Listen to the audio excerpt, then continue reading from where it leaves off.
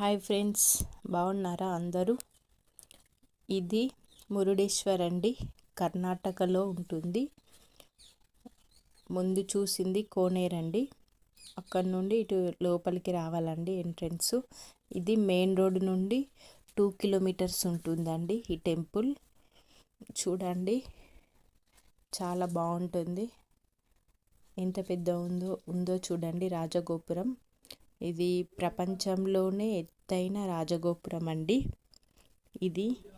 ఈ రాజగోపురం ఎత్తు 249 అడుగులండి. దీన్ని 21 అంతస్తులు నిర్మించారు. ప్రజెంట్ మన ఇండియాలోనే ఎత్తైన రాజగోపురం.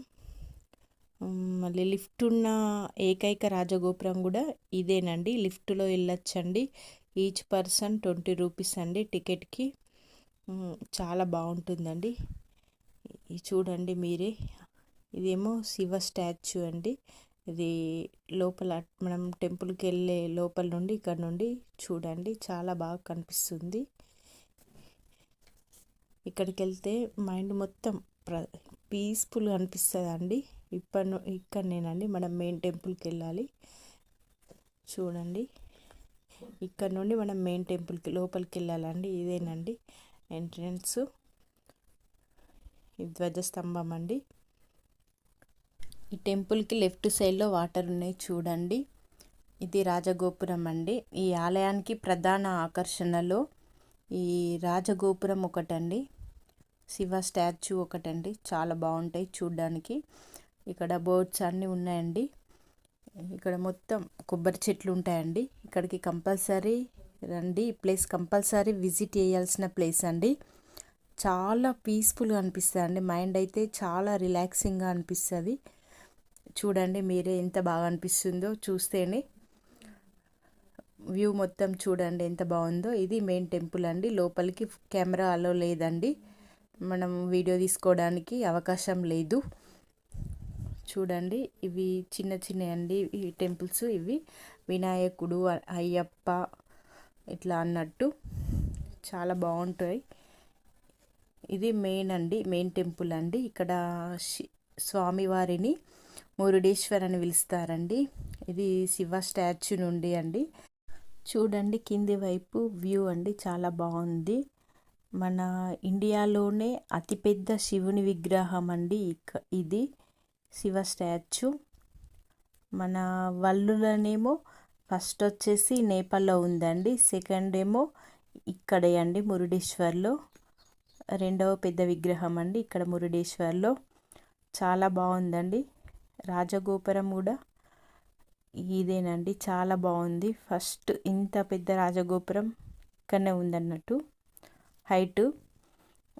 చూడండి, ఇక్కడ మహాభారతం, రామాయణం అక్కడ మొత్తం హిస్టారికల్గా ఉందండి. ఇక్కడ రావణాసురుడు ఆత్మలింగాన్ని మారు రూపంలో ఉన్న గణేశునికి ఇస్తున్నది దృశ్యం అండి. చూడండి,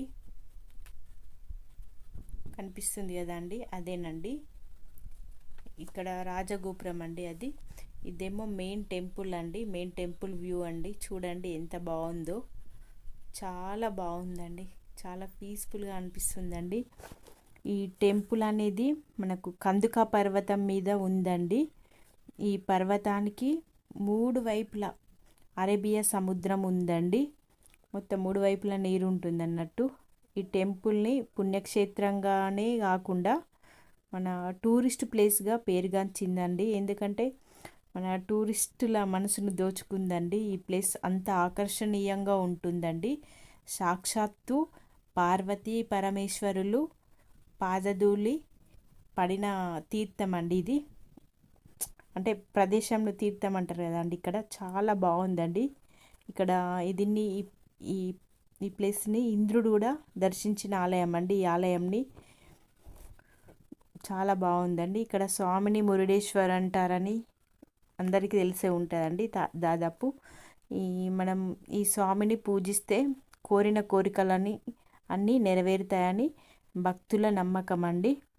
ఇక్కడ నుండి చూడండి శివ స్టాచ్యూని అండ్ రాజగోపురంని ఎంత బాగుందండి అసలు. మనసు చాలా రిలాక్సింగ్గా అనిపిస్తుందండి. అసలు కంపల్సరీ ఎవరైనా సరే చూడని వాళ్ళు ఉంటే కంపల్సరీ విజిట్ చేయండి. కంపల్సరీ అంటే కంపల్సరీ చూడాల్సిన ప్లేస్ అండి. చాలా బాగుంటుందండి. నా ఫేవరెట్ ప్లేస్ అండి ఇది. చాలా బాగా అనిపిస్తుందండి ఇక్కడికి వెళ్తే. చూడండి ఆ రాజగోపురము, ఆ శివ స్టాచ్యూ, ఇక్కడ బీచ్ వ్యూ అండి. అసలు ఎంత బాగుందో.